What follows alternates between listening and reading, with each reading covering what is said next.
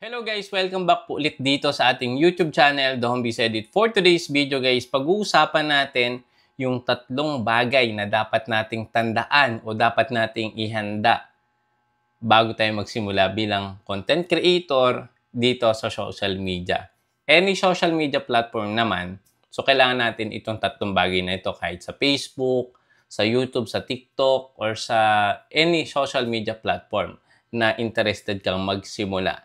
So maraming nangangarap maging successful content creator, pero hindi nila alam ang mga pagsubok na haharapin nila along the way. So kailangan maging ready tayo.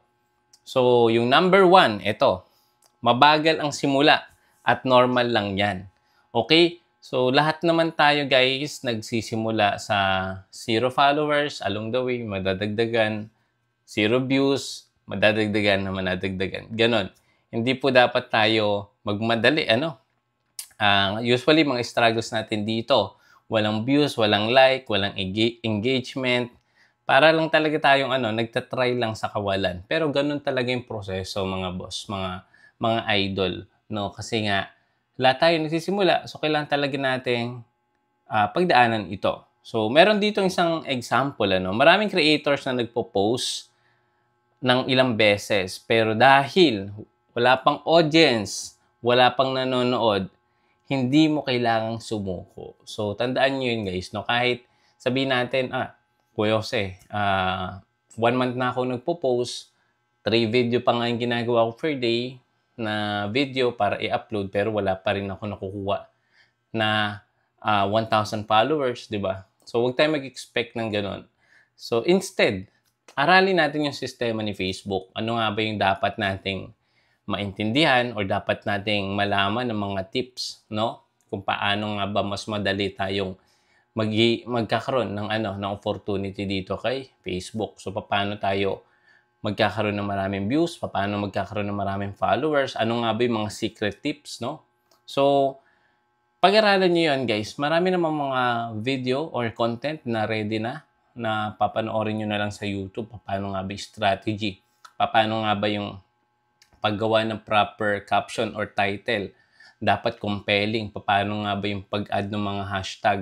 Paano nga ba maglagay ng compelling descriptions, di ba? So, yun yung mga important thing na kailangan nating matandaan. So, ito yung solusyon para at least bumilis yung ating monetization dito sa social media. Maging consistent. Ayan, kung kaya nyo guys mag-post ng ilang video per day, so I suggest kung kaya nyo 2 hanggang 3 na video or piece of content. Dahil alam naman natin dito sa Facebook, kahit po sa pag-post natin ng picture, pag-post natin ng text, ng stories, ay pwede na din kumita. So, bilang pa din naman yon. So, makakakuha pa rin kayo doon ng engagement, followers, views. So, tsagain lang natin. Okay? Just keep on improving at siguradong may audience ka rin sa mga susunod na araw. Yan yung ating tip number 1 or yung reason kung bakit mabagal, di ba? Yung ating pag-grow sa pagsisimula. So, normal lang po talagang ganon. Number 2 na kailangan natin matandaan kung tayo ay ready na magsimula dito sa social media content creation. Hindi ka agad makakakuha ng sahod o hindi ka agad makakakuha ng brand or collaboration. So, yan po totally, aminin na natin, kapag po konti ang followers natin, konti ang views natin, malimit talaga na magkaroon tayo ng collaboration or ng sponsorship. So, before po tayo mag-aim sa mga ganito na mga high-paying collaboration, so mag-focus muna tayo sa pag-create ng sarili nating brand. Ano nga ba yung brand na to? Sino ka nga ba? Ano nga ba yung gusto mong i-share sa social media? Ano nga ba yung matututunan nila sa content mo? So, kailangan natin mag-create ng value. After that, kapag nakita po yan at nagkaroon kayo ng mga followers, dumami yung followers nyo, nag-trending yung mga video nyo, nakilala kayo, lalapitan kayo ng mga collaboration and sponsorship. So, kusa na po yan dadating. Okay? So, ang kailangan lang natin mag-focus po tayo sa ating pag-create ng personal brand or personal page. Or personal man yan or page. So, depende po sa inyo yan. Okay. So, ito yung isang example. Maraming baguhan. Ito. Before ko i-share yung example, maraming baguhan ang iniisip kapag nag-start sila, dadagsa agad yung mga sponsors, saka yung revenue, yung kita. Pero totoo lang, matagal ang proseso bago kumita. So, nag-start tayo guys dito sa YouTube, bago tayo mag-Facebook at mag-share po ng opportunity sa Facebook Reels nung way back 2019, 2020 to 2023. Ilang taon po yun bago talaga mag-gain ng 6-digit income. Pero ngayon, bumabagsak po ulit kasi alam niyo naman, nababago yung algorithm, nababago yung audience, yung system ni Facebook, 'di ba, yung updates.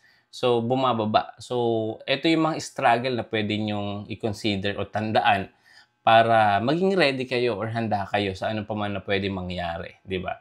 So, 'yun. Hindi po kaagad-agad may sahod, hindi po kaagad-agad makakuha kayo ng partner, brand, or collaboration or sponsorship. So, kailangan lang natin muna pagtuunan muna ng pansin or focus yung mga ginagawa natin na content. So, ito yung isang halimbawa. Isang content creator ang naghihintay ng 8 buwan bago siya makakuha ng unang paid collaboration. Dahil hindi siya sumuko, ngayon full-time content creator na siya. So, kung meron kayong mga kakilalang ganito, way back last year na nagsimula pa lang dito kay Facebook, pero ngayon, meron na siyang resulta. Meron na siyang mga brand deals, no, collaboration. Marami kong kilala niya sa TikTok, no. Sa TikTok kasi walang ads, pero pwede ka nilang padala ng mga libreng products or pwede kang bigyan nila ng free services na i-offer mo lang sa iyong mga audience or followers sa TikTok. So, yun, pwede kang kumita via affiliate commission or sa porsyento na mabibenta mo ng mga produkto. So, nakita ko yung yung progreso niya. Dati, kukunti lang yung followers niya. Ngayon, tuloy-tuloy na siya. Alam ko meron na siyang million of followers. Kung familiar kayo sa siya, guard siya dati. Guard siya tapos more on tutorial din yung niya, tinuturo niya. So, hindi ko na mabanggit yung pangalan. Pero ngayon, meron na siyang bahay, meron siyang sariling sasakyan dahil po sa TikTok affiliate at sa Facebook at YouTube revenue. So, ganun po yun, no? Kailangan lang talaga nating tiyagain. So, ano yung solusyon para po magkaroon tayo ng kita or ng collaboration dito sa social media? Huwag magmadali sa earnings. Okay? Lagi nating tandaan, gamitin ang unang taon na taon sa paggawa ng quality content. Lagyan natin guys ng ng specific time frame sa loob ng 3 buwan. Kailangan ito yung ma-upload ko, ma-download ko, ma-edit ko. So, kailangan ganun. So, kailangan natin may time frame para at least along the way, alam natin proseso ay hindi pala talaga kaagad-agad magkakaroon ng earnings. So, kailangan ko pang damihan yung upload. Kailangan ko pa talagang magkaroon ng engagement, di ba? So, strategy, better strategy, pag-aralan yung social media marketing, kung meron ka mang in-offer sa online. So, yun.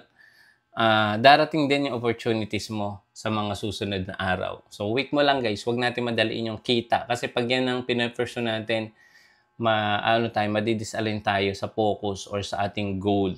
Okay, so before, balikan ko lang yung experience ko dito sa YouTube. Before, ang ginigain ko lang is 1,000 subscribers, naging 10,000, naging 100,000.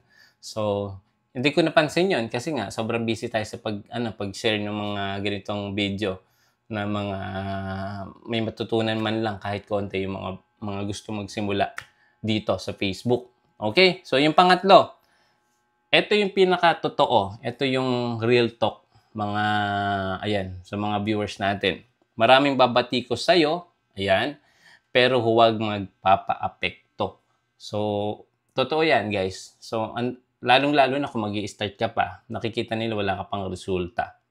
Yung iba, meron nakitang post, ang kapitbahay nila, tinatanong kung kumikita dyan, bakit daw hindi na lang bumalik sa pagtatrabaho, or bakit nag-focus ka agad. So guys, again, kung gusto niyo talaga mag full-time content creator, kailangan niyo talagang pag-aralan muna siyang maigi. Kung meron kayong trabaho, kung meron kayong business, huwag niyo kaagad wag kayo kaagad liliban or wag kayo kaagad magre-resign. Okay? So ano yan, very crucial yan. High risk din po talaga ang social media. So kung kaya nyong pagsabayin, so sample, ako, nung 2019, pandemic time, alam ko magtatanggalan na po ng mga employee at ramdam ko yun na isa din ako sa pwedeng matanggal. So nag-aral na kaagad ako nun guys sa loob ng 6 months ng YouTube ng mga, alam ko way back ang pinaka-popular topic nun, yung mga, yung Karastar, kung familiar kayo doon, yung para siyang mina-merge na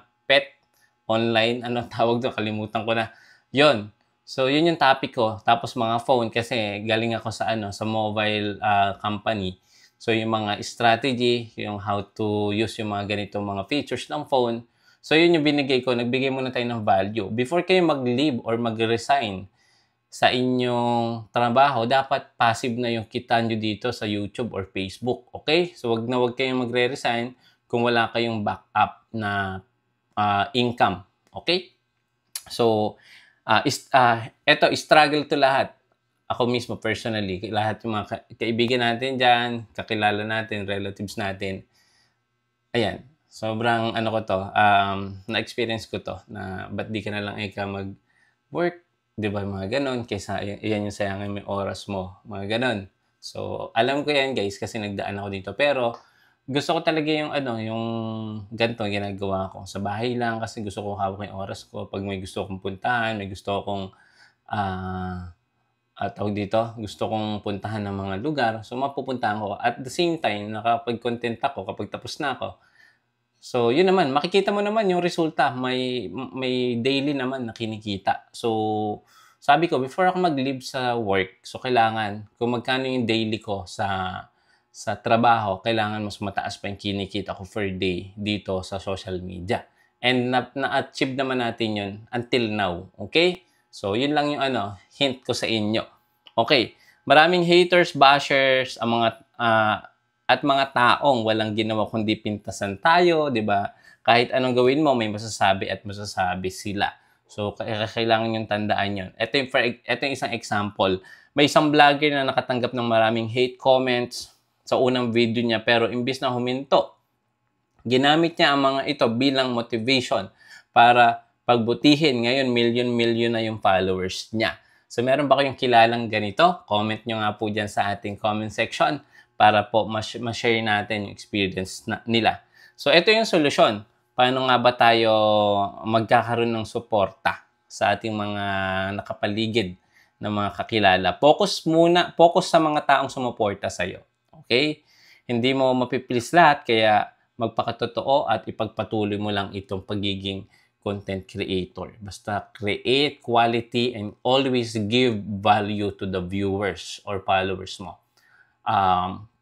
Income will follow, collaboration will follow along the way. Kapag po, pinefirst muna natin yung pagiging pagbigay ng value sa mga viewers. Okay?